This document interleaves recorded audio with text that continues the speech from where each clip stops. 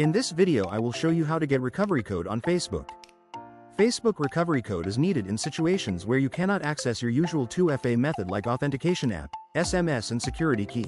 Facebook provides a set of one-time use recovery codes in case you lose access to your primary 2FA method. You can generate and save them. So to generate, follow these steps.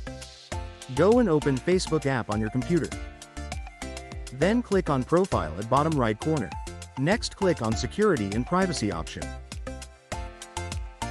Click on Settings.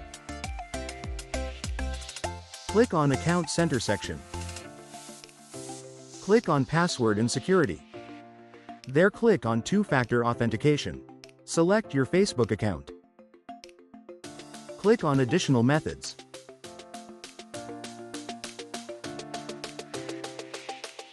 Then click on Recovery Codes.